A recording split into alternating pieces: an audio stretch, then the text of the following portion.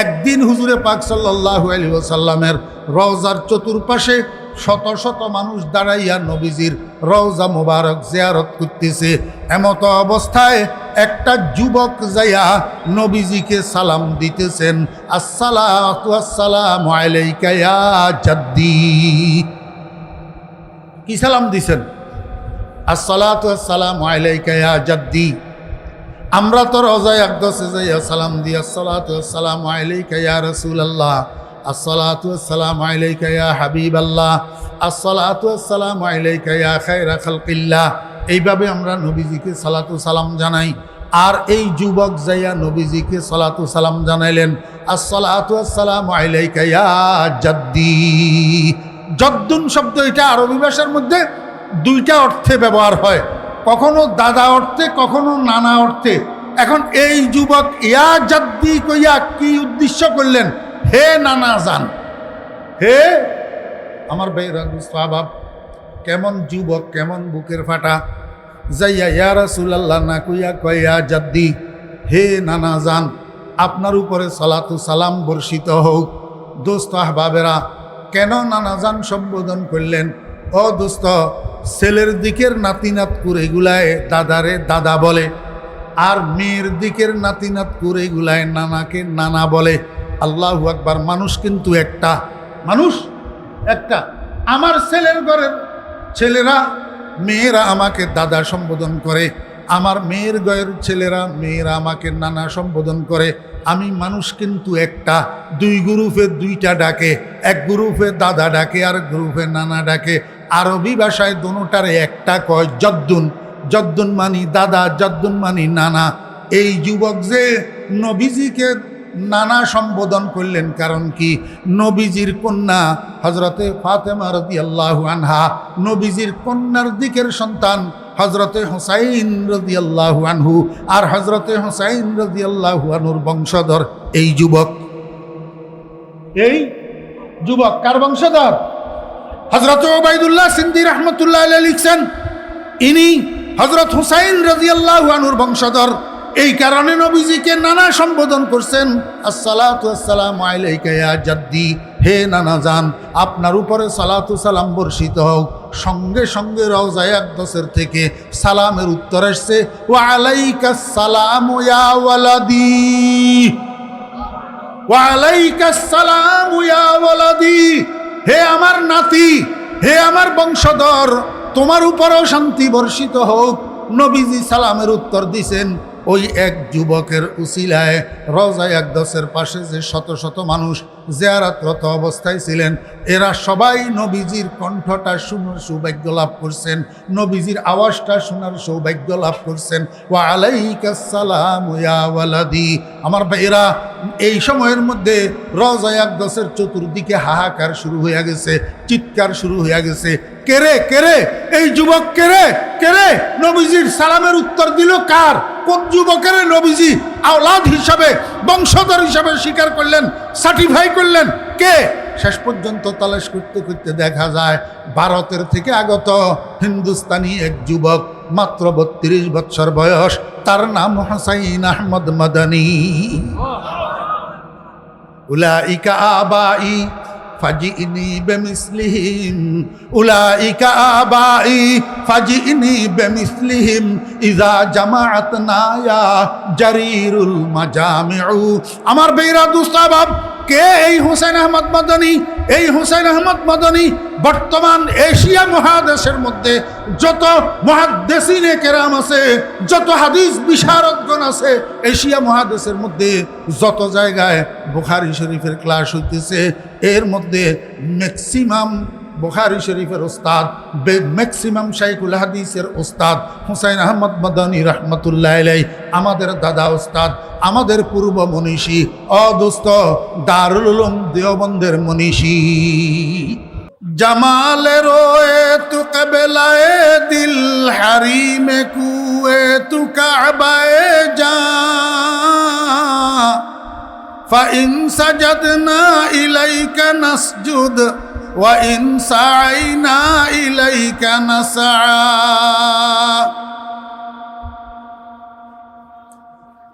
बनाज गुफती फुला بود حالت دری جدائی مرضت شوقا ومت هجرا فكيف أشكو إليك شكوى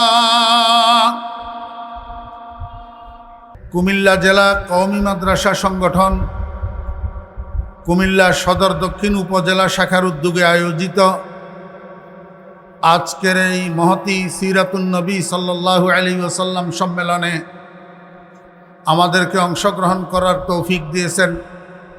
এই জন্য আমরা সবাই মহান রব্বুল আলামিনের শুকর আদায় করি, আলহামদুলিল্লাহ। আমি খুতবার পর আপনাদের সামনে আল্লাহ পাকের পবিত্র কালামের সুপ্রসিদ্ধ ছোট ছোট দুইখানা আয়াতে কারিমা তিলাওয়াত করেছি এবং সেই সাথে আমাদের সকলের প্রিয় নবী শফিউল মুজনবিন রহমতুল্লিল আলমিন জনাবে মোহাম্মদুর রসুল্লাহ সাল্লাল্লাহু আলাইহি ওয়াসাল্লামের ছোট্ট একখানা হাদিস শরীফ আপনাদের সামনে পাঠ করেছি।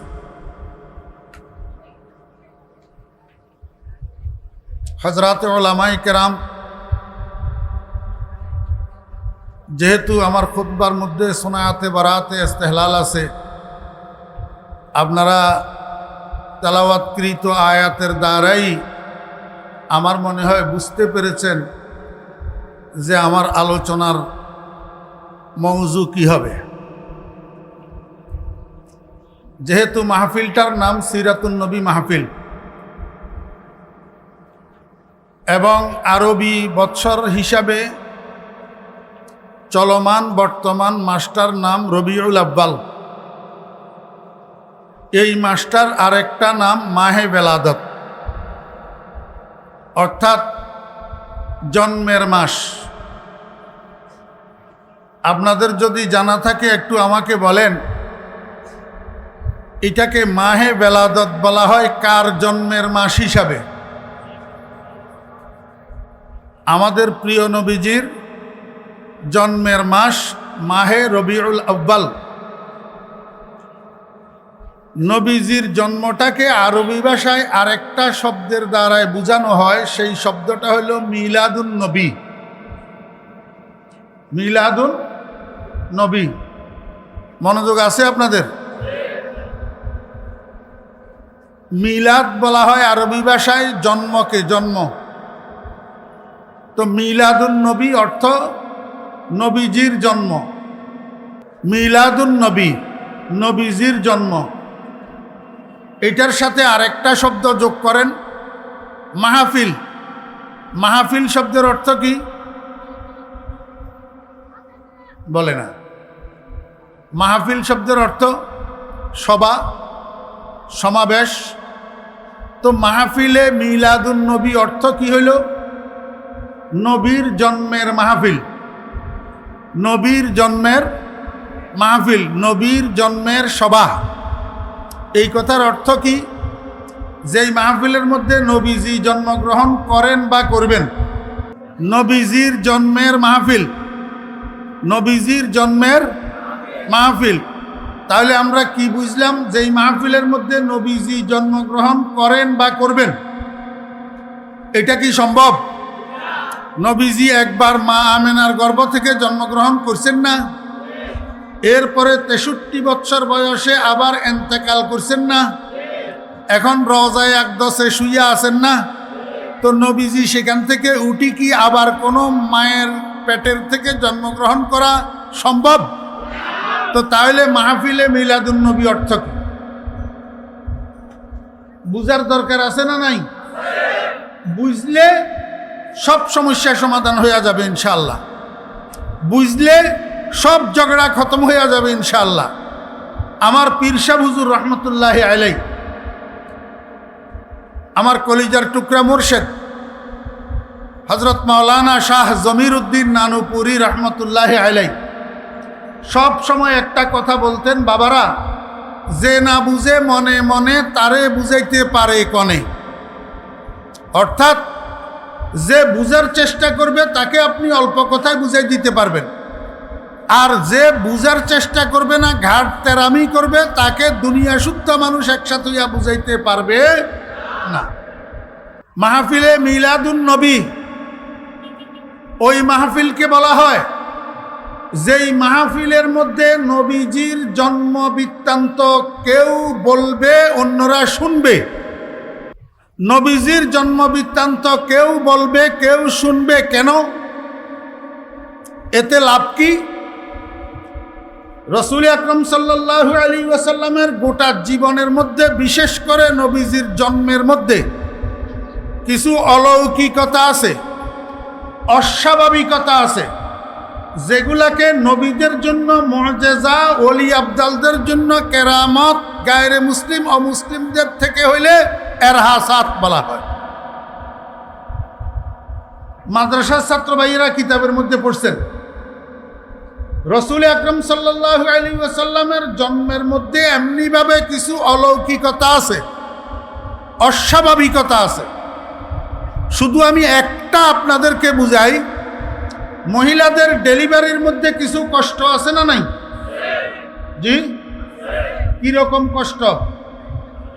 মহিলাদের ডেলিভারির মধ্যে, আমাদের মায়েদের সন্তান প্রসবের মধ্যে একটা ব্যথা আছে। ওই ব্যথাটার পরিমাণ কত? একজন মানুষের শরীরে যেই পরিমাণ ব্যথা সহ্য করার ক্ষমতা আল্লাহ পাক দিয়েছেন, তার থেকে 40 গুণ বেশি ব্যথা ডেলিভারির ব্যথা। কত গুণ? 40 গুণ। এই কারণে আমার কিছু কিছু মা বোনেরা ডেলিভারির ব্যথা বরদাস্ত করতে না পেরে ডেলিভারির মধ্যে মারা যায়। আল্লাহর হাবিব জনাব রাসূলুল্লাহ সাল্লাল্লাহু আলাইহি ওয়াসাল্লাম বলছেন, এই সন্তান প্রসব করতে যাইয়া যদি কোনো মা বোন মারা যায়, সেটা শহীদ। সেটা কি? শহীদ। তাহলে সাব্যস্ত হলো ডেলিভারির মধ্যে কষ্ট আছে। রাসূল আকরাম সাল্লাল্লাহু আলাইহি ওয়াসাল্লামের ভূমিষ্ঠ হওয়ার পর নবীজির আম্মা জান মা আমেনা ওনার সহপাঠী মহিলাদের সাথে গল্প করতে যাইয়া বলতেছেন যে, তোমরা তো বলো ডেলিভারির মধ্যে এরকম কষ্ট, এরকম কষ্ট, এরকম ব্যথা, কই আমার মুহাম্মদ যে প্রসব হইল, আমার মুহাম্মদ যে জন্মগ্রহণ করলো, আমি তো টেরও পাই নাই। বুঝে থাকলে বলুন তো, একটা সন্তান প্রসবের সময় মায়ের টের না পাওয়া, এটা কি স্বাভাবিক না অস্বাভাবিক? এটা রাসূল আকরাম সাল্লাল্লাহু আলাইহি ওয়াসাল্লামের মুআজিজা, অলৌকিকতা। এরকম হাজারো অলৌকিকতা নবীজির জীবন বৃত্তান্ত এবং জন্ম বৃত্তান্তের মধ্যে আছে। এখন নবীজির জন্ম বৃত্তান্ত যদি কোথাও আলোচনা হয়, কেউ করে কেউ শুনে, তো যারা শুনবে তাদের মধ্যে দুই প্রকারের লোক থাকে। কয় প্রকারের? এক প্রকার বেঈমান, আর এক প্রকার বেআমল ইমানদার। এক প্রকার বেঈমান। কোন বেঈমান যদি রাসূল আকরাম সাল্লাল্লাহু আলাইহি ওয়াসাল্লামের এই অলৌকিকতা সম্পন্ন জন্ম বৃত্তান্ত শুনে, সে ঈমান আনার দিকে দীক্ষিত হবে, ঈমান আনার জন্য দাবিত হবে, কলমা পড়বে লা ইলাহা ইল্লাল্লাহু মুহাম্মাদুর রাসূলুল্লাহ। আর যারা শ্রোতা বেআমল ইমানদার, ইমানদার সবগুলা নামাজ পড়ে, রোজা রাখে, হজ ফরজ হইলেও হজ করে, যাকাত ফরজ হইলেও যাকাত দেয়, সুদ খায় না, বহুত ইমানদার ঘুষ খায় না, দেশের সম্পদ বিদেশে পাচার করে না, রাজনীতির নামে মানুষ খুন করে না, রাস্তায় অন্যের মেয়ের দিকে লোলক দৃষ্টিতে তাকাইয়া ইফটিজিং করে না, মোবাইলের মধ্যে পাবজি খেলে না, ফ্রি ফায়ার খেলে না, এমন ইমানদার দুনিয়াতে আছে না নাই?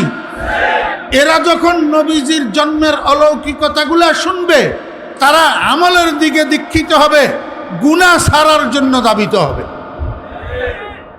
কথা বুঝছেন না বুঝেন না? সর্বোপরি বক্তা শ্রোতা সবাই যেন লাভবান হয়, সেই লাভটা কি? ক্বালান নবী সাল্লাল্লাহু আলাইহি ওয়াসাল্লাম, ইনদা যিকরিস সালিহিনা তাতানাজ্জালুর রাহমাহ। আল্লাহর হাবিব জনাব রাসূলুল্লাহ সাল্লাল্লাহু আলাইহি ওয়াসাল্লাম ইরশাদ করেন, যেখানে নেককারদের আলোচনা হয় সেখানে আল্লাহর রহমত নাজিল হয়। নেককারদের আলোচনা হইলে সেখানে আল্লাহর কি হয়? রহমত নাজিল হয়। তো যারা সেখানে উপস্থিত থাকে, আলোচনা করে শুনে, এরা এই রহমতের ভাগীদার হয়। আমাকে একটু বুঝে থাকলে বলুন তো, রহমতুল লিল আলামিনের চেয়ে বড় নেককার কে? জি, আর কেউ নাই। রাসূল আকরাম সাল্লাল্লাহু আলাইহি ওয়াসাল্লাম বলেন, আনা আতকাকুম ওয়া আফযালুকুম ওয়া আ'লামুকুম, আমি তোমাদের মধ্য থেকে সবচেয়ে বড় মুত্তাকি, তোমাদের মধ্য থেকে সর্বোত্তম, এবং তোমাদের মধ্য থেকে সবচেয়ে বড় জ্ঞানী। আগে পরে আরো কথা আছে, মিশকাতের মধ্যে আছে, হাদিস গতকাল পড়াইলাম। রাসূল আকরাম সাল্লাল্লাহু আলাইহি ওয়াসাল্লামের থেকে বড় নেককার আর কেউ? তো রাসূল আকরাম সাল্লাল্লাহু আলাইহি ওয়াসাল্লামের মিলাদ, রাসূল আকরাম সাল্লাল্লাহু আলাইহি ওয়াসাল্লামের সিরাত, রাসূল আকরাম সাল্লাল্লাহু আলাইহি ওয়াসাল্লামের জীবন বৃত্তান্ত, রাসূল আকরাম সাল্লাল্লাহু আলাইহি ওয়াসাল্লামের জন্ম বৃত্তান্ত যেখানে আলোচনা হবে সেখানে আল্লাহর রহমত নাজিল হবে কিনা? এই রহমতের ভাগীদার বক্তা শ্রোতা সবাই হবে না? হবে। কিন্তু আমার আফসোস, আজকে আমরা কিছু মানুষ নবীজির মিলাদ উদযাপন করি, মাহফিলে মিলাদুন নবী উদযাপন করি, যেই মাহফিলে মিলাদুন নবীর মধ্যে নামের সাথে কামের মিল থাকে না। নামের সাথে কামের মিল থাকে না। কেমনে? নাম দি মিলাদুন নবী মাহফিল, অথচ ওই মাহফিলের মধ্যে নবীজির জন্ম বৃত্তান্তের আলোচনার গন্ধও থাকে না। থাকে কি? কয়েকবার দরুদ শরীফ, এরপরে আল্লাহুম্মা আমিন, এরপরে জিলাপি বিতরণ। আমার যদি ভুল হয়, প্রত্যেকটা শব্দের জন্য আমি জিম্মাদার, প্রত্যেকটা শব্দের জন্য আমি জবাবদেহি। আমরা মাহফিলে মিলাদুন নবী উদযাপন করি, যেই মিলাদুন নবীর মাহফিলের মধ্যে নবীজির জন্ম বৃত্তান্তের আলোচনার গন্ধ থাকে না। থাকে কি? কয়েকবার দরুদ শরীফ, এরপরে আল্লাহুম্মা আমিন, এরপরে জিলাপি বিতরণ। জি আমার ভাইয়েরা, দোস্ত আহবাব, প্রথমে আমি আপনাদেরকে বুঝাবো, দরুদ এক জিনিস, মিলাদ আর এক জিনিস। কথা কয় না? দরুদ এক জিনিস, মিলাদ আরেক জিনিস। আমরা মিলাদের মাহফিলের নাম দিয়া মিলাদ না পড়িয়া সেখানে কয়েকবার দরুদ পাঠ করি। তাও দুঃখের বিষয়, যেই দরুদগুলা পাঠ করি এই দরুদগুলা সব 2 নম্বর। কয় নম্বর? 2 নম্বর। আপনারা বলবেন, হুজুর জিনিসের মধ্যে 2 নম্বর আছে, এটা বুঝলাম, কিন্তু দরুদের মধ্যে আবার 2 নম্বর, এটা আপনি কি কইলেন? আমি বলবো, অন্য অন্য দ্রব্যের মধ্যে যেরকম 1 নম্বর 2 নম্বর আছে, দরুদের মধ্যেও এরকম 1 নম্বর 2 নম্বর আছে। বলে, হুজুর 1 নম্বর কি 2 নম্বর কি? উদাহরণস্বরূপ, আপনি একটা মাইক্রোফোন খরিদ করার জন্য একটা দোকানে গেলেন, তো দোকানদার আপনাকে একটা মাইক্রোফোন নামাইয়া দিল, আপনি বললেন যে এটা আমি নেব না, কারণ এটা made in China, made in. আরেকটা নামাইয়া দিল, আপনি বললেন এইটাও আমি নেব না, আপনি বললেন এইটা মেড ইন সিঙ্গাপুর। তো দোকানদার আপনাকে জিজ্ঞেস করলো, আপনি কি চান? আমাকে মেড ইন জাপান থাকলে দেন। মেড ইন, দোকানদার কয় মেড ইন জাপান একটার দাম 10,000 টাকা, আর এগুলার দাম হইল একটা 2,000 টাকা। কাস্টমারে কয় এগুলা 2,000 টাকা দিয়ে খরিদ করব, 6 মাস যায় কিনা তার গ্যারান্টি নাই, নষ্ট হইলে মেরামতের সুযোগ নেই, 1 টাইম। আর মেড ইন জাপান যদি আমি 10,000 টাকা দিয়ে খরিদ করি, কমপক্ষে 10 বছরের আগে নষ্ট হবে না, আবার নষ্ট হইলেও মেরামত করলে ঠিক। কথা বুঝছেন না বুঝেন না? অতএব আমি এই মেড ইন চায়না আর মেড ইন সিঙ্গাপুর 2 নম্বর খরিদ করব না, আমাকে মেড ইন জাপান দেন 1 নম্বরটা। তাহলে মাইক্রোফোন কোনটা 1 নম্বর? Made in China, made in Japan. ও 2 নম্বর কোনটা?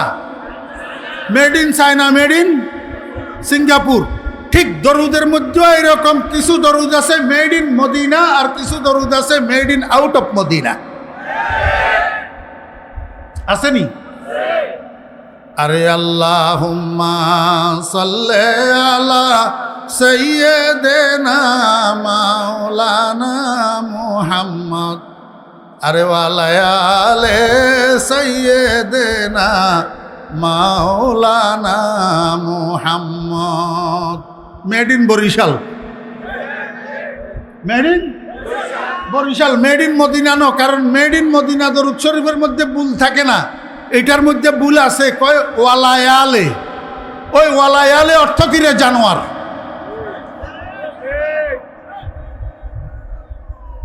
মনোযোগ আসেনি? মেড ইন বরিশাল 1 নম্বর না 2 নম্বর? মুস্তাফা জানে রহমত पे लाखों सलाम, शम्ए बज़्म हिदायत पे लाखों सलाम। আপনারা কি মনে করেন আমরা টানতে জানিনি? সুন্দর লাগেনি? মগর টানি না। আমরা সুরের পাগল নই, আমরা মেড ইন মদিনার পাগল। মুস্তাফা জানে রহমত পে লাখো সালাম, ভাষাটা উর্দু না আরবি? উর্দু। উর্দু করাচির ভাষা না মদিনার ভাষা? তাহলে মেড ইন মদিনা না মেড ইন করাচি? 1 নম্বর না 2 নম্বর? আল্লাহুম্মা সাল্লি আলা মুহাম্মাদিন ওয়া আলা আলি মুহাম্মাদ কামা সাল্লাইতা আলা ইব্রাহিম ওয়া আলা আলি ইব্রাহিম ইন্নাকা হামিদুম মাজিদ। আল্লাহুম্মা বারিক আলা মুহাম্মাদিন ওয়া আলা আলি মুহাম্মাদ কামা বারাকতা আলা ইব্রাহিম ওয়া আলা আলি ইব্রাহিম ইন্নাকা হামিদুম মাজিদ। Made in Medina, made in আমার ভাইরা দুস্তাবাদ। মদিনার কামলিওয়ালা যার উপরে আমরা দরুদ শরীফ পড়ি, উনার জবান থেকে সর্বপ্রথম এই দরুদ বাইর হইছে, এবং উনি নিজেও নিজের উপরে এই দরুদ শরীফ পাঠ করতেন। মনোযোগ আসেনি? রাসূলুল্লাহ সাল্লাল্লাহু আলাইহি ওয়াসাল্লাম দরুদ পড়তেন কি পড়তেন না? কেন? কেন পড়তেন? আল্লাহ পাকের আদেশ পালন করার জন্য। আল্লাহ পাকের আদেশ পালন করার জন্য। কি আদেশ? ইয়া আইয়ুহাল্লাযীনা আমানু সাল্লু আলাইহি ওয়া সাল্লিমু তাসলিমা। মনোযোগ আসেনি? আল্লাহ পাক বলেন, হে ঈমানদারগণ, হে ঈমানদারগণ, তোমরা তার উপর অর্থাৎ আমার নবীর উপর সালাতু সালাম পাঠ করো। সালাতু সালাম পাঠ করো। এটা আল্লাহ পাকের আদেশ। এটা আল্লাহ পাকের কি আদেশ? আদেশ করনেওয়ালা একজন হয়, আদেশ পালনকারী আরেকজন হয়।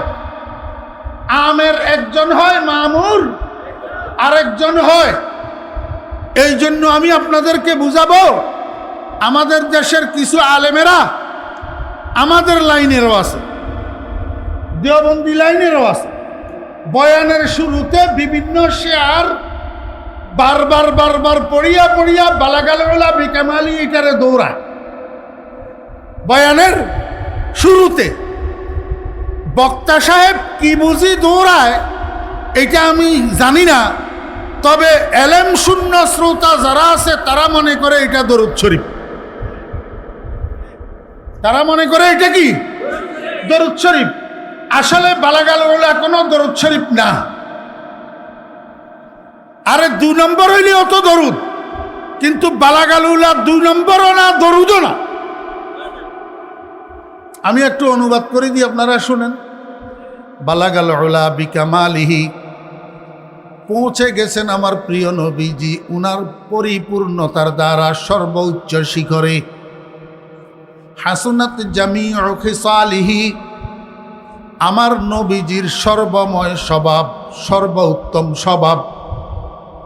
কাশাফাত দুজা বিজামালিহি, গোটা পৃথিবীর সমস্ত অন্ধকার, শিরিকের অন্ধকার, কুফরের অন্ধকার দূরীভূত হইয়া পৃথিবী আলোক উজ্জ্বল হইয়া গেছে আমার নবীজির নূরে নবুয়তের দ্বারা।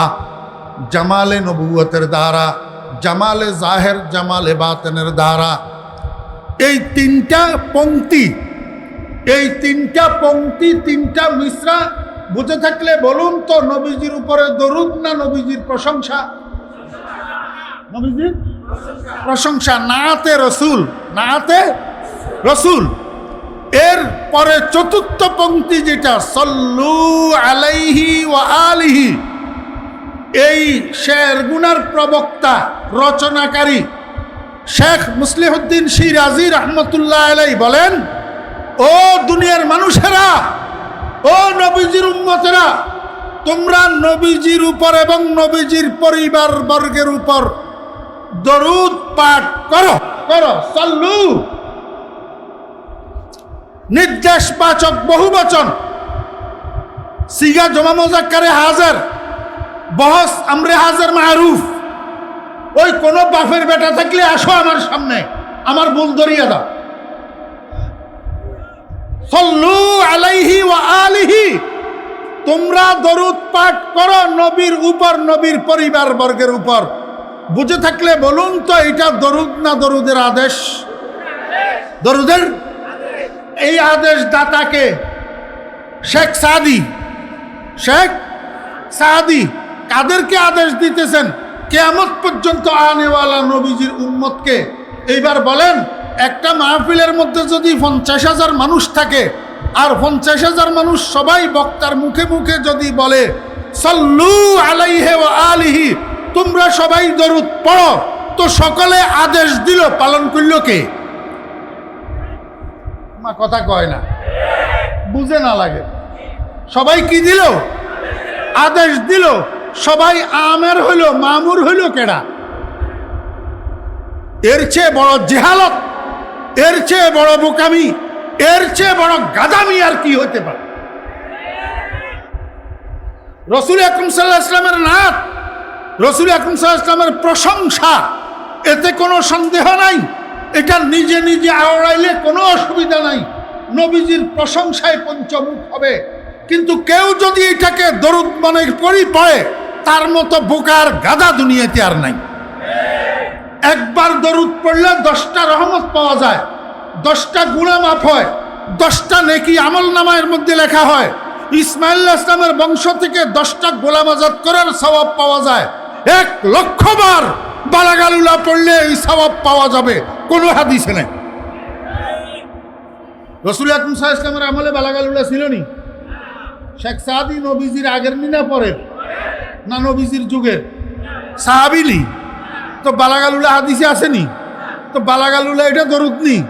তো এইটারে দরুদের সাথে সমতুল্য কি করি আমরা?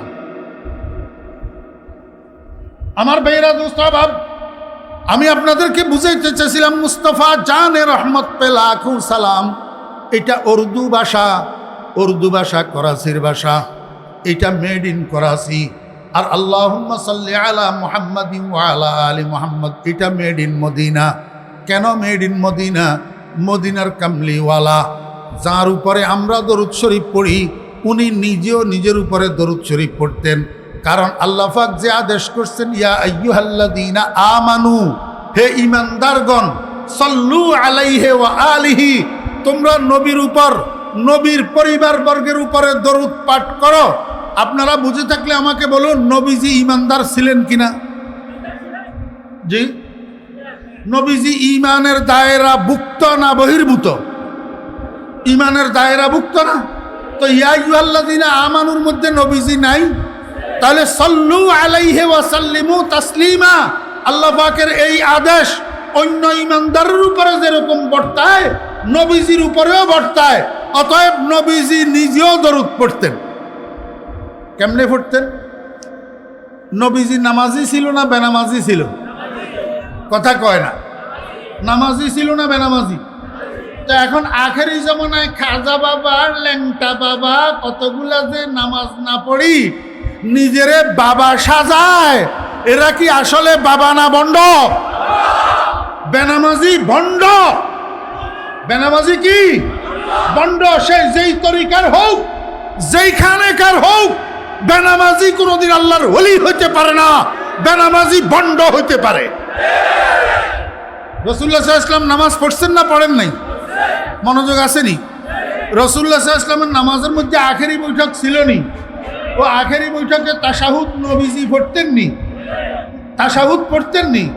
তো তাশাহুদের পরে আল্লাহুম্মা সাল্লি আলা নবীজির নামাজের মধ্যে ছিল নি? তো নবীজি নামাজের মধ্যে দরুদ পড়তেন নি? তাহলে ওই দরুদ, যেই দরুদ আমরা নামাজের মধ্যে পড়ি, নবীজিও নামাজের মধ্যে পড়তেন। এখন তোমার কাছে যদি এই দরুদটা পছন্দ না লাগে, মনোযোগ আছে নি?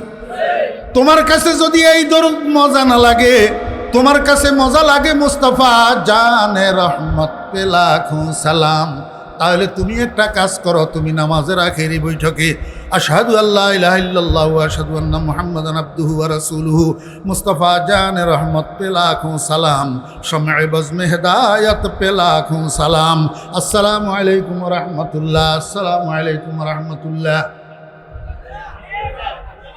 নামাজ হবে নি? তো যেটা দিয়ে বেটা নামাজ হবে না সেইটার পিছনে গুরস্কা, যেটা দিয়ে নামাজ হবে না সেইটা মানুষের শিখস্কা।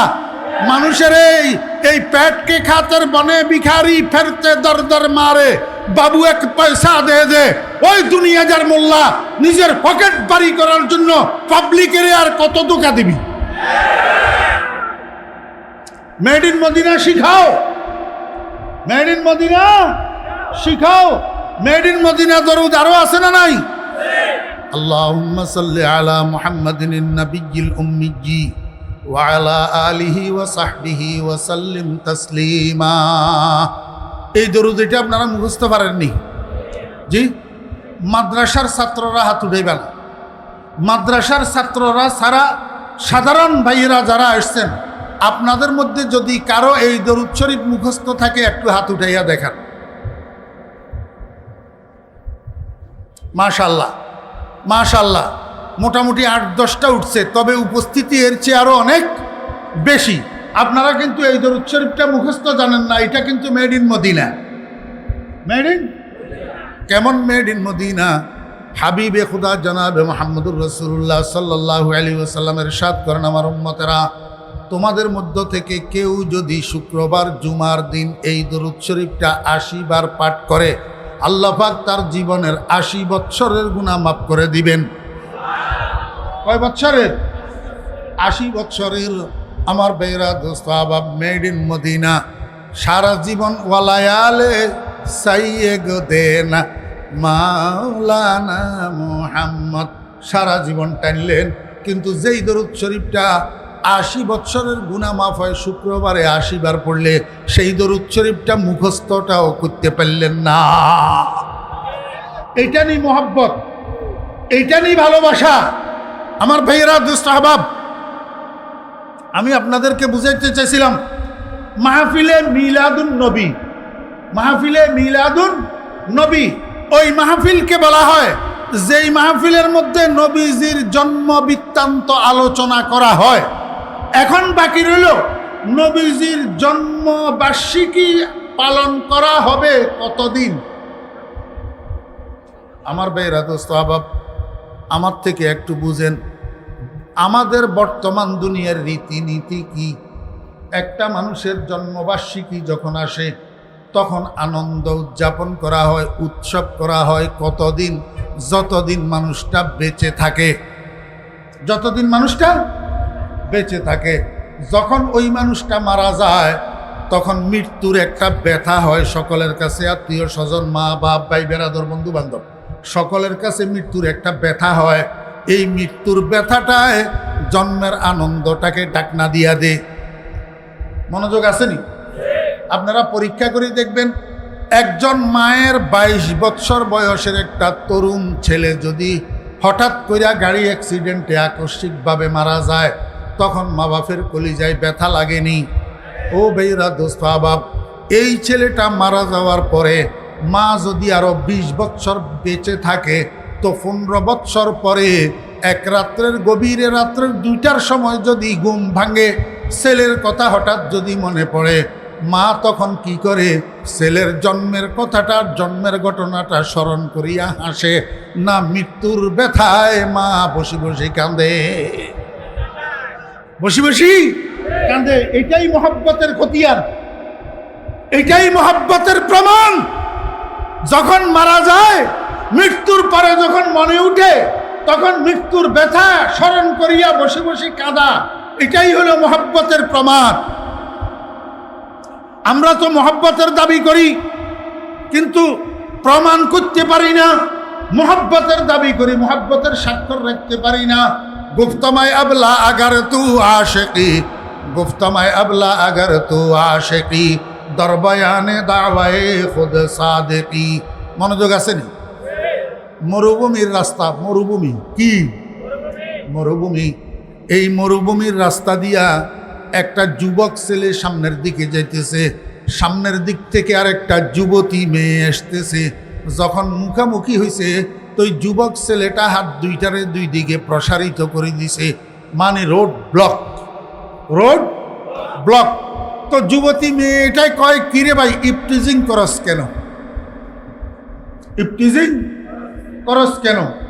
তো এই ছেলে এটাই কয়, I love you, I love you. ওরে বাপরে বাপ, এখন তো আই লাভ ইউর চর্চা এমন হওয়া হয়েছে আর বলার অপেক্ষা রাখে না। I love you. আমার বেরা দোস্ত আবাব, যখন ছেলে বলছে মেয়েটাকে আই লাভ ইউ, মেয়েটা ছেলে এটাকে কয়, দোস্ত তুই আমাকে ভালোবাসি ঠকবি কেন? আমি তো তেমন সুন্দরী রূপসী না। ওই তোর পিছনের দিক থেকে আমার একটা বোন আসতেছে, অপূর্ব সুন্দরী, অবর্ণনীয় রূপের অধিকারিণী। যদি ভালোবাসতে হয় তাকে ভালোবাস, আমাকে ভালোবাসি লাভ নাই। এই কথা শোনার সাথে সাথে যুবক ছেলে এইটা বলে, এমনি করে পিছনের দিকে তাকাই দেখছে, আসলে তো বুয়া কেউ নাই, কেউ নাই। তো পিছনের দিকে তাকাই যখন দেখছে কেউ নাই, এইবার সামনের দিকে আবার ঘুরি, মেয়েটারে কই, কই তুই কলি তোর বোন আসতেছে, কেউ তো নাই। মেয়েটা হাত যতটুকু উঠছে, এতটুকুর থেকে ঠাস করি মুখের উপরে মারছে থাপ্পড়, মুখের উপরে থাপ্পড় মারছে। এখন ছেলে এইটা কয়, কিরে বোন, আমি প্রিজিং করছি ঠিক, তুইও তো পুরুষ নির্যাতন করতেছ, তুইও তো কি করতেছ? এখন তো পুরুষ নির্যাতন আমাদের দেশে নাই, আমাদের দেশে শুধু নারী নির্যাতন আছে, পুরুষ নির্যাতন নাই। থাকলে ব্যবস্থাও তো থাকতো। মেয়েটা কয়, ইফটিজিং করস কেন? ছেলে কয়, আই লাভ ইউ। মেয়ে কয়, আমাকে ভালোবাসি লাভ নাই, পিছনের দিকে দেখ আমার বোন আসতেছে, আমার থেকে সুন্দরীটারে ভালোবাস। এখন ফোলা পিছনের দিকে ঘুরি, দেখছে কিছু নাই। সামনের দিকে ঘুরিয়া কয়, কই কেউ তো নাই। মেয়ে ঠাস করে থাপ্পড় দিছে। ছেলে কয়, কিরে বোন থাপ্পড় দিলি কেন? তখন মেয়ে এবারে উত্তর দিতেছে, গুপ্তমায় আবলা আগার তু আশিকি, গুপ্তমায় আবলা আগার তু আশিকি। হ্যাঁ, গুপ্তমায় আবলা আগার তু আশিকি, দরবয়ানে দাওয়ায়ে খুদ সাদিকি। তুই যদি, ও বেকুবের বাচ্চা বেকুব, তুই সত্যি সত্যি যদি আমাকে ভালোবাসতি, তাহলে তোর দাবির সাথে তোর বর্ণনার মিল থাকতো। তুই পিছনের দিকে তাকাইতি না। আমার বোন আমার থেকে যতই সুন্দর হোক, তুই আমাকে যদি ভালোবাসি থাকিস, এই দিকে তাকাইবি কেন? কথা বুঝেন নাই? আমার বেয়েরা দোস্ত আবাব, মুহাম্মদুর রাসূলুল্লাহ সাল্লাল্লাহু আলাইহি ওয়াসাল্লামের আশিক যদি হইতাম, তো আমরা নবীজির 12ই রবিউল আউয়াল যখন আসতো, নবীজির জন্মকে স্মরণ না করি, নবীজির মৃত্যুকে স্মরণ করি, বসে বসে কাঁদতাম আর রোজা রাখতাম। অদোস্ত কারণটা কি? কারণ হলো এই 12ই রবিউল আউয়াল যেমনিভাবে নবীজির জন্ম তারিখ, এমনিভাবে নবীজির ওয়াফাত দিবস, নবীজির ইন্তেকালের দিবস, নবীজির মৃত্যু দিবস। কয়দিন? একই দিন, একই দিন। এই তারিখে নবীজির জন্ম, এই তারিখে নবীজির মৃত্যু। তুমি কেমন প্রেমিক? তুমি নবীজির একই দিনে জন্ম, একই দিনে মৃত্যু, তুমি নবীজির মৃত্যুকে স্মরণ করি কাঁদতে পারো না, রোজা রাখি উপাস থাকতে পারো না, জশ্নে জুলুসে ঈদে মিলাদুন নবী পালন করতে পারো। আমি আপনাদেরকে বুঝাইতে চেয়েছিলাম, আমি এতক্ষণ পর্যন্ত মিলাদুন নবীর পক্ষে নিয়ে কইলাম না বিপক্ষে? জি পক্ষে। নবীজি মিলাদুন নবীর বিরুদ্ধে কই নাই, পক্ষে কইছি। শুধু পদ্ধতি বাতলাই দিতেছি। তুমি যেই পদ্ধতিতে মিলাদুন নবী পালন করতেছ, এটা মিলাদুন নবী পালন করার পদ্ধতি নয়। আমার ভাইরা, দোস্ত, আবার এই আয়াত এটা যখন নাজিল হয়েছে, ইয়া আইয়ুহাল্লাযীনা আমানু সাল্লু আলাইহি ওয়া সাল্লিমু তাসলিমা, এই আয়াতটা যখন অবতীর্ণ হয়েছে, সাহাবী রাসূল আকরাম সাল্লাল্লাহু আলাইহি ওয়াসাল্লামের কাছে যাইয়া কয়, কাইফা নুসাল্লি আলাইকা ইয়া রাসূলুল্লাহ। হুজুরের স্টেজে আছে না নাই? জি। আয়াত এটা যখন নাজিল হয়েছে, হে ইমানদার, তোমরা আমার নবীর উপরে সালাত আর সালাম পাঠ করো। বুঝে থাকলে বলুন তো, কয়টা কাজের আদেশ? কয়টা? কি কি? সালাত আর সালাম, দরুদ আর সালাম, আদেশ কয় কাজের? এখন রসুলের কাছে যাইয়া সাহাবী পদ্ধতি জিজ্ঞেস করে, কয় কাজের? কাইফা নুসাল্লি আলাইকা ইয়া রাসূলুল্লাহ, এই কথা বলেন নাই যে কাইফা নুসাল্লি ওয়া নুসাল্লিমু আলাইকা ইয়া রাসূলুল্লাহ। হে আল্লাহর রাসূল, আল্লাহ তো আমাদেরকে আপনার উপরে সালাতু সালাম পাঠ করার জন্য বলছেন। এখন আমরা কিভাবে সালাত আর সালাম পাঠ করব, দোনোটার পদ্ধতি জিজ্ঞাসা করেন নাই, জিজ্ঞাসা করছেন একটার পদ্ধতি। কারণ কি? সালাম কিভাবে নবীজিকে দিবে উম্মত, এটা নবীজি আগেই উম্মতকে শিখাইয়া রাখছে। যেহেতু আগে শিখাইয়া রাখছেন, সেহেতু সাহাবায়ে কেরাম হুজুরে পাক সাল্লাল্লাহু আলাইহি ওয়াসাল্লামের কাছে সালামের পদ্ধতি জিজ্ঞাসা করেন নাই। আমার ভাইরা, দোস্ত, আবাব, মনোযোগ আসেনি? এইবার শুনেন নতুন। রাসূল আকরাম সাল্লাল্লাহু আলাইহি ওয়াসাল্লাম উম্মতকে সালাম দেওয়ার কি কি পদ্ধতি, কয়টা পদ্ধতি শিখাইছিলেন? রাসূল আকরাম সাল্লাল্লাহু আলাইহি ওয়াসাল্লামের সালাম দেওয়ার পদ্ধতি দুইটা। কয়টা? দুইটা। এক নম্বর নামাজের ভিতরে, দুই নম্বর নামাজের বাহিরে। যদি নামাজের ভিতরে আপনারা নবীজিকে সালাম দেন, তাহলে এই ভাষায় দিতে হবে, আসসালামু আলাইকা আইয়ুহান নাবিয়্যু ওয়া রাহমাতুল্লাহি ওয়া বারাকাতুহু। এটা সালাম আপনারা দেননি? নবীজিকে নামাজের মধ্যে সালাম দেননি? আসসালামু আলাইকা আইয়ুহান নাবিয়্যু ওয়া রাহমাতুল্লাহি ওয়া বারাকাতুহু। অদোস্ত, সালাম এইটা উত্তম না ইয়া নবী সালামু আলাইকা উত্তম?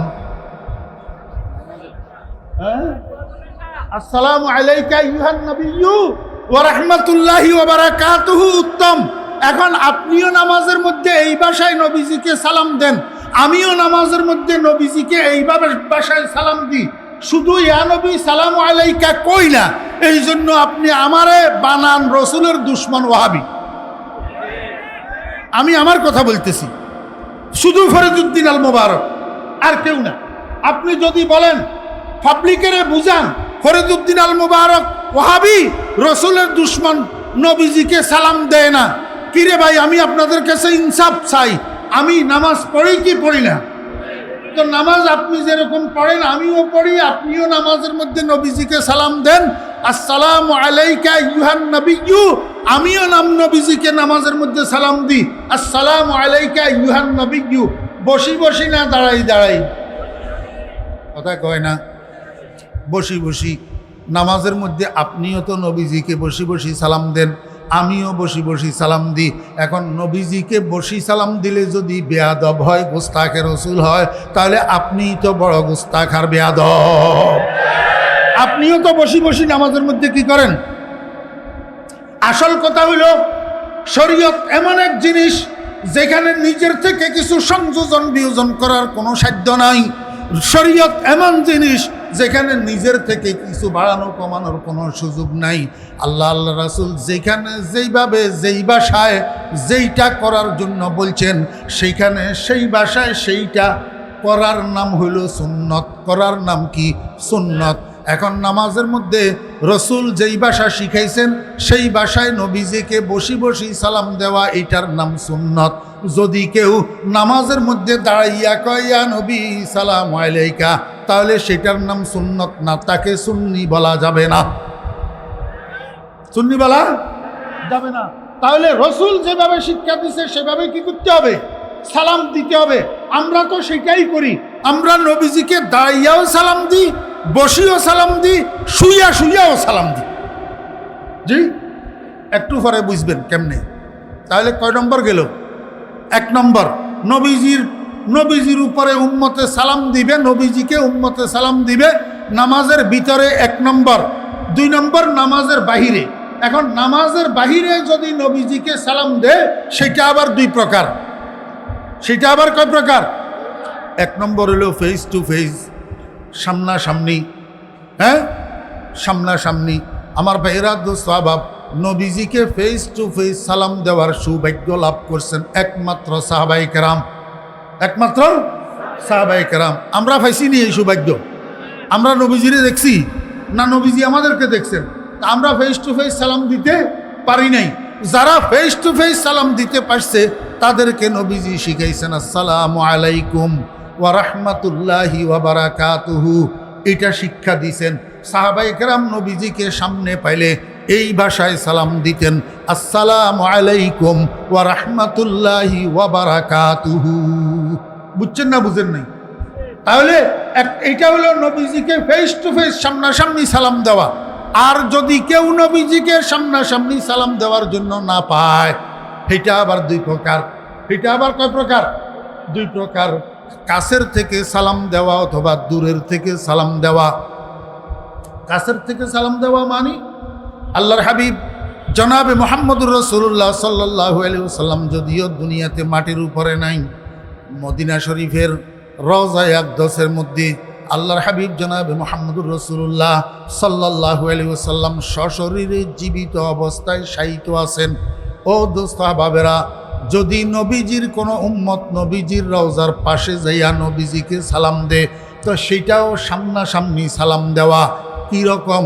যে সালাম দে সে যদিও নবীজিকে না দেখে, নবীজি কিন্তু তাকে দেখে। নবীজি শুধু দেখে যে নয়, বরং নবীজি উম্মতের সালামের উত্তর দিয়া থাকেন। সালামের কি দেন? প্রমাণ আসেনি? প্রমাণ সনদ সহ। আমার ওস্তাদ লালপুরের হযরত মুফতি শাহ হুজুর রহমতুল্লাহ আলাইহি, মুফতি সাঈদ আহমদ সাহেব নব্বারাল্লাহু মারকাদাহু নানুপুর মাদ্রাসায় প্রধান মুফতি ছিলেন 18 বছর। ওই সময়ে নানুপুর মাদ্রাসায় থাকাকালীন নানুপুর মাদ্রাসা থেকে একটা পত্রিকা বাইর হইত, মাসিক পত্রিকা, মাসিক আর রশিদ। এই মাসিক আর রশিদের সম্পাদক ছিলেন মুফতি সাঈদ আহমদ সাহেব রহমতুল্লাহ আলাইহি। মুফতি সাঈদ আহমদ রহমতুল্লাহ আলাইহি মাসিক আর রশিদের একটা সংখ্যার মধ্যে একটা ঘটনা সনদ সহকারে বর্ণনা করছেন, সনদ সহকারে লিখছেন। ঘটনাটা হলো, একদিন হুজুরে পাক সাল্লাল্লাহু আলাইহি ওয়াসাল্লামের রওজার চতুর্পাশে শত শত মানুষ দাঁড়াইয়া নবীজির রওজা মোবারক জিয়ারত করতেছে। এমত অবস্থায় একটা যুবক যাইয়া নবীজিকে সালাম দিতেছেন, আসসালাতু আসসালামু আলাইকা ইয়া জাদ্দি। কি সালাম দিছেন? আসসালাতু আসসালামু আলাইকা ইয়া জাদ্দি। আমরা তো রওজায়ে আকদাসে যাইয়া সালাম দিই, আসসালাতু আসসালামু আলাইকা ইয়া রাসূলুল্লাহ, আসসালাতু আসসালামু আলাইকা ইয়া হাবিবাল্লাহ, আসসালাতু আসসালামু আলাইকা ইয়া খায়রা খালকিল্লাহ। এইভাবে আমরা নবীজিকে সালাতু সালাম জানাই। আর এই যুবক যাইয়া নবীজিকে সালাতু সালাম জানাইলেন, আসসালাতু আসসালামু আলাইকা ইয়া জাদ্দি। জদ্দুন শব্দ এটা আরবি ভাষার মধ্যে 2টা অর্থে ব্যবহার হয়, কখনো দাদা অর্থে, কখনো নানা অর্থে। এখন এই যুবক ইয়া জাদ্দি কইয়া কি উদ্দেশ্য করলেন? হে নানা জান, হে আমার ভাইরা সাহাবাব, কেমন যুবক, কেমন বুকের ফাটা, যাইয়া ইয়া রাসূলুল্লাহ না কইয়া কয় ইয়া জাদ্দি, হে নানা জান, আপনার উপরে সালাতু সালাম বর্ষিত হোক। দোস্ত আহবাবেরা, কেন নানা জান সম্বোধন করলেন? ও দোস্ত, ছেলের দিকের নাতিনাত করে এগুলায় দাদারে দাদা বলে, আর মেয়ের দিকের নাতিনাত করে এগুলায় নানাকে নানা বলে।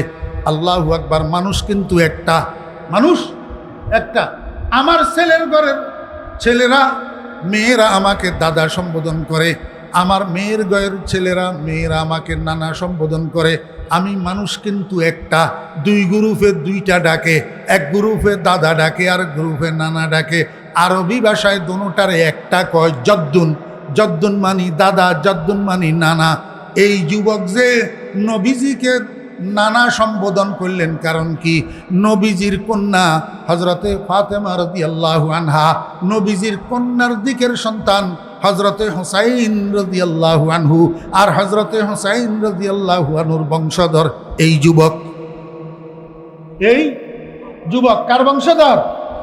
হজরত ওবাইদুল্লাহ সিন্দি রহমতুল্লাহ আলাইহি লিখছেন ইনি হজরত হুসাইন রাদিয়াল্লাহু আনহুর বংশধর।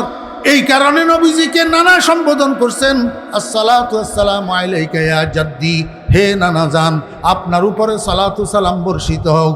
সঙ্গে সঙ্গে রওজায়ে আকদসের থেকে সালামের উত্তর আসছে, ওয়া আলাইকাস সালামু ইয়া ওয়ালাদি, ওয়া আলাইকাস সালামু ইয়া ওয়ালাদি, হে আমার নাতি, হে আমার বংশধর, তোমার উপরেও শান্তি বর্ষিত হোক। নবীজি সালামের উত্তর দিছেন। ওই এক যুবকের উসিলায় রওজায়ে আকদসের পাশে যে শত শত মানুষ জিয়ারতরত অবস্থায় ছিলেন, এরা সবাই নবীজির কণ্ঠটা শোনার সৌভাগ্য লাভ করছেন, নবীজির আওয়াজটা শোনার সৌভাগ্য লাভ করছেন। ওয়া আলাইকাস সালামু ইয়া ওয়ালাদি। আমার ভাইয়েরা, এই সময়ের মধ্যে রওজায়ে আকদসের চতুর্দিকে হাহাকার শুরু হয়ে গেছে, চিৎকার শুরু হয়ে গেছে। কেরে কেরে এই যুবক, কেরে কেরে নবীজির সালামের উত্তর দিল কার? কোন যুবকের নবীজি আওলাদ হিসাবে, বংশধর হিসাবে স্বীকার করলেন, সার্টিফাই করলেন? কে? শেষ পর্যন্ত তালাশ করতে করতে দেখা যায় ভারতের থেকে আগত হিন্দুস্তানি এক যুবক, মাত্র 32 বছর বয়স, তার নাম হুসাইন আহমদ মাদানী। উলাইকা আবাই ফাজিনি বেমিসলিহিম, উলাইকা আবাই ফাজিনি বেমিসলিহিম ইযা জামাআতনা ইয়া জারিরুল মাজামিউ।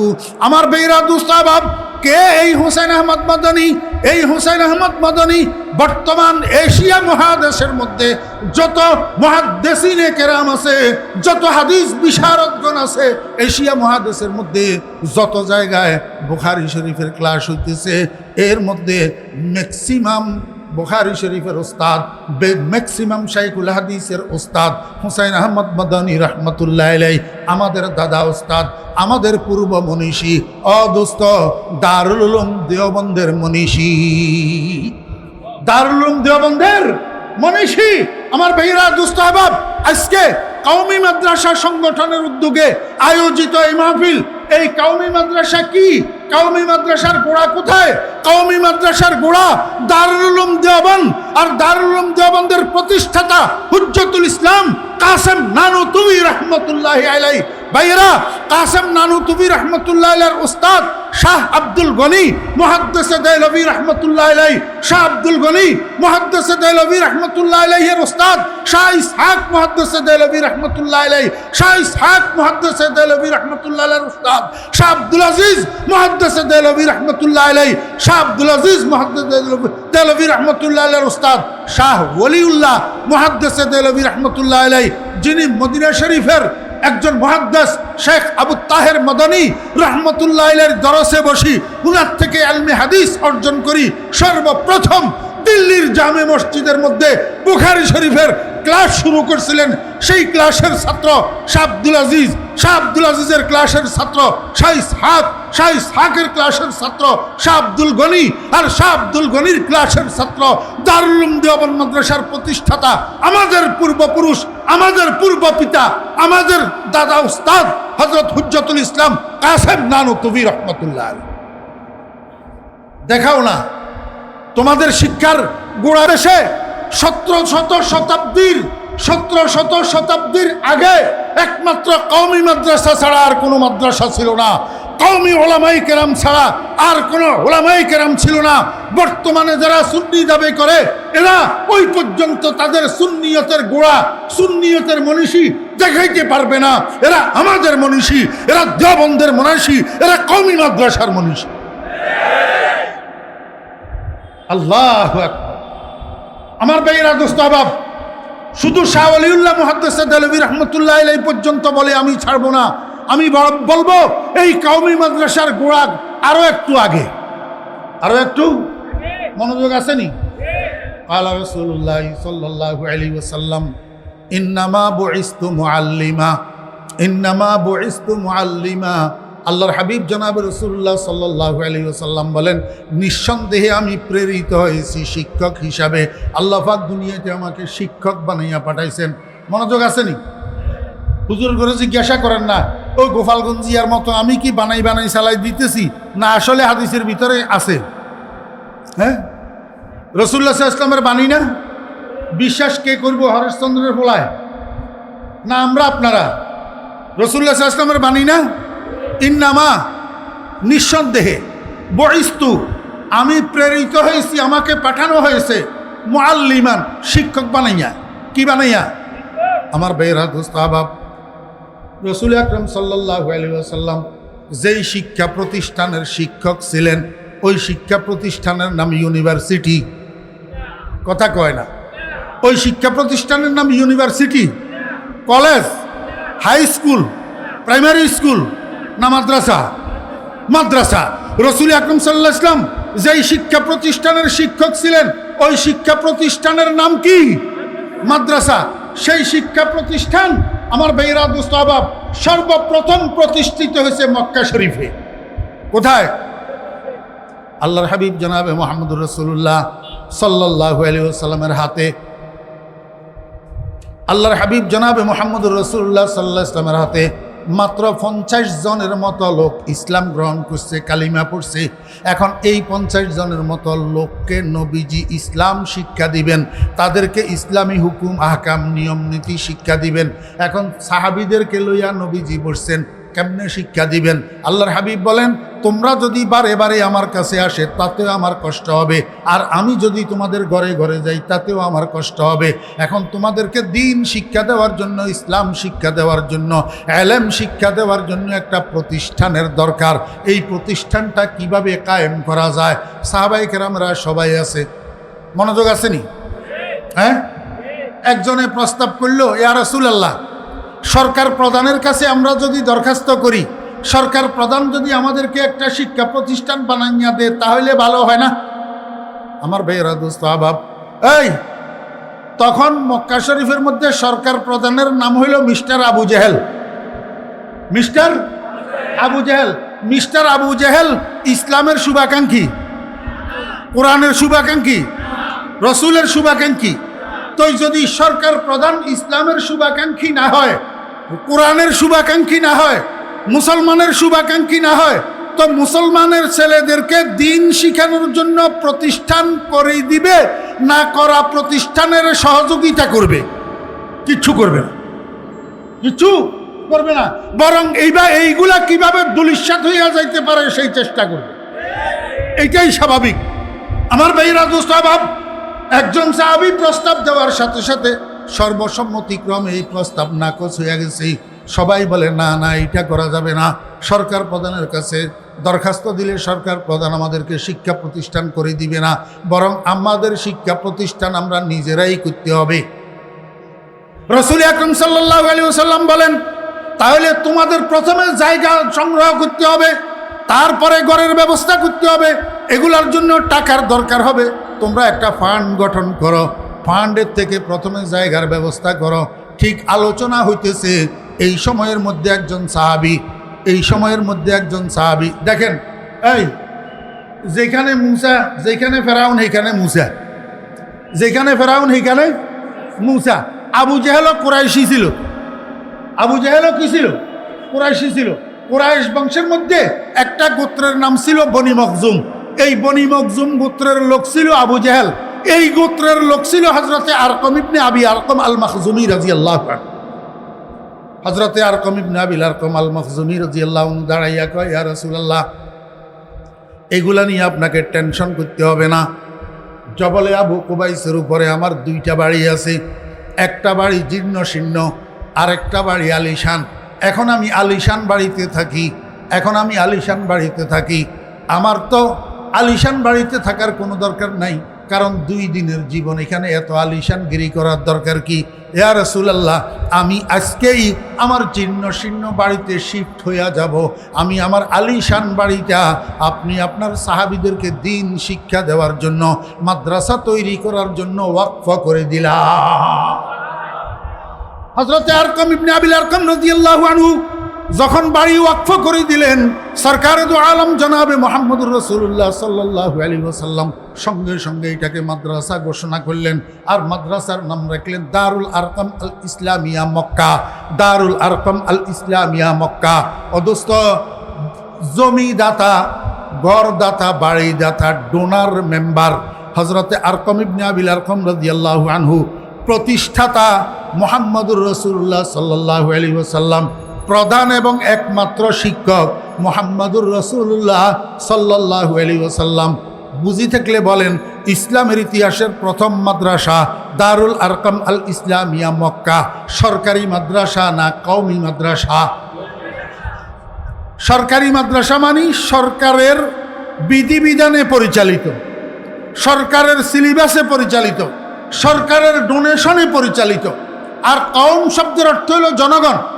কওমি মাদ্রাসা মানে জনগণের অনুদানে পরিচালিত। অদুস্ত, তৎকালীন মক্কা শরীফের মধ্যে মুহাম্মদুর রাসূলুল্লাহ সাল্লাল্লাহু আলাইহি ওয়াসাল্লামের সরকারের অংশ ছিল না, মুহাম্মদুর রাসূলুল্লাহ সাল্লাল্লাহু আলাইহি ওয়াসাল্লামের সরকারে অংশগ্রহণ ছিল না, সাহাবীদের সরকারে অংশগ্রহণ ছিল না।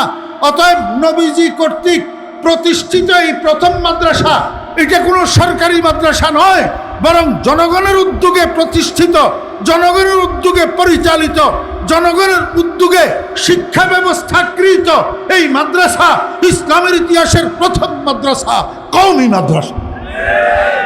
কি মাদ্রাসা? আমার ভাইরা, দোস্ত, আহবাব, ইসলামের ইতিহাসের দ্বিতীয় মাদ্রাসা, ইসলামের ইতিহাসের দ্বিতীয় মাদ্রাসা।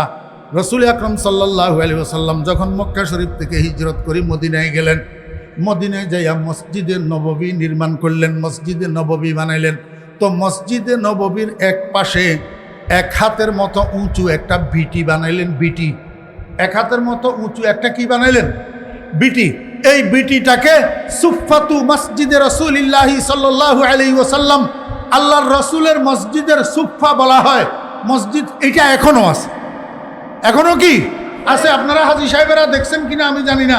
আমি অদম আপনাদের উৎসাহ বাড়ানোর জন্য বলছি, আমি একবার আমার সঙ্গী 4 জন আমরা একসাথে উমরা করার জন্য গেছি। এক সুযোগে সুফফাটা খালি পাইয়া গেছি, তা আমার সাথীদেরকে ডাকি আমার সামনে বসাইছি। বসাই বললাম, ভাইয়েরা তোমরা আমার সামনে বসো। এই মাদ্রাসার মধ্যে আল্লাহর হাবিব জনাবে মুহাম্মদুর রাসূলুল্লাহ সাল্লাল্লাহু আলাইহি ওয়াসাল্লাম দিবানিশি সাহাবায়ে কেরামদেরকে দিন শিক্ষা দিয়েছেন, ইসলাম শিক্ষা দিয়েছেন। এই মাদ্রাসার মধ্যে আল্লাহর হাবিব দিবানিশি নবীজির ছাত্রদের সামনে হাদিস বয়ান করেছেন। আজকে এই নবীজির মাদ্রাসার মধ্যে আমি শিক্ষক হইয়া তোমাদেরকে ছাত্র বানাইয়া নবীজির একটা হাদিস তোমাদেরকে পড়াইতে চাই। আমি আমার নিজের থেকে মুহাম্মদুর রাসূলুল্লাহ সাল্লাল্লাহু আলাইহি ওয়াসাল্লাম পর্যন্ত সনদ বয়ান কইরা বুখারী শরীফের শেষ হাদিসটা বিসনাদিল মুত্তাসিল মিন্না ইলাল ইমামিল হাফিজিল হুজ্জা আমিরুল মুমিনিন ফিল হাদিস আবি আব্দুল্লাহ মুহাম্মদ ইবনে ইসমাঈল রাহিমাহুল্লাহু তাআলা ক্বালা হাদাসানা আহমদ ইবনে আশকাব ক্বালা হাদাসানা মুহাম্মদ ইবনে ফুযাইল ক্বালা হাদাসানা উমারাত ইবনুল কাকা আন আবি যুরআতা আন আবি হুরায়রাতা রাদিয়াল্লাহু তাআলা আনহু ক্বালা রাসূলুল্লাহ সাল্লাল্লাহু আলাইহি ওয়াসাল্লাম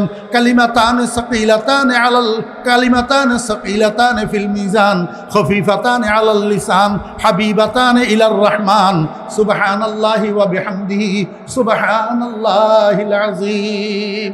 নবীজির রওজার দিকে তাকাইয়া তাকাইয়া বড় বড় আওয়াজে সনদ সহ, এখন তো সনদটা বলি নাই, সংক্ষেপ করে ফেলছি সময়ের অভাবে, আমার নিজের থেকে রাসূল আকরাম সাল্লাল্লাহু আলাইহি ওয়াসাল্লাম পর্যন্ত সনদটা উঁচু আওয়াজে বলি। আমার ওই ছাত্র 4 জনেরে বানাইয়া আমি বুখারী শরীফের শেষ হাদিসটা মসজিদে নববীর সুফার মধ্যে তাদেরকে পড়াইছি। আর আল্লাহর কাছে দোয়া করছি, ইয়া আল্লাহ, তোমার হাবিব তো বলছেন বাল্লিগু আন্নি ওয়ালাউ আয়া, তোমার হাবিবের রওজার পাশে বসি তোমার হাবিবের একটা হাদিস আমি 4 জনের কাছে পৌঁছাইলাম, বিসরাদিল মুত্তাসিল, আয় আল্লাহ এটাকে আমার নাজাতের উসিলা বানাও। দোয়া করছি। আমি আপনাদেরকে বুঝাইতে চাইতেছি, রাসূল আকরাম সাল্লাল্লাহু আলাইহি ওয়াসাল্লাম যখন মক্কা শরীফ থেকে মদিনায় হিজরত করছেন, নবীজির সাথে 70 জন মুহাজির সাহাবী ছিলেন। এই 70 জন সাহাবী সবাই গরিব। সবাই কি গরিব? ইনাদের কাছে না আছে টাকা, না আসে পয়সা, এনাদের কাছে মদিনা শরীফের মধ্যে না আছে ক্ষেত, না আছে বাগ বাগিচা। দোস্ত আহবাবেরা গরিব।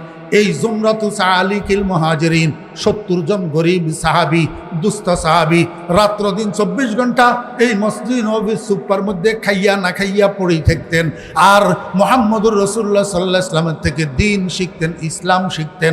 এইটা হলো ইসলামের ইতিহাসের দ্বিতীয় মাদ্রাসা।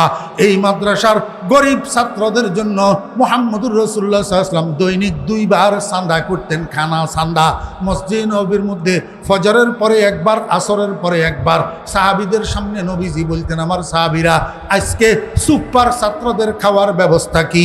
তো একজন দাঁড়াইতো, বলতো ইয়া রাসূলুল্লাহ আমার সাথে 20 জন দিয়া দেন, আমি তাদেরকে সাথে করে ঘরে নিয়ে যাব, খানা খাবাইয়া আবার পাঠাইয়া দেব। আরেকজন বলতেন ইয়া রাসূলুল্লাহ আমার সাথে 10 জন দিয়া দেন। এইভাবে কিছু হইতো। আর কিছু সাহাবায়ে কেরামরা রাসূল আকরাম সাল্লাল্লাহু আলাইহি ওয়াসাল্লামের কাছে খানা নিয়ে আসতেন।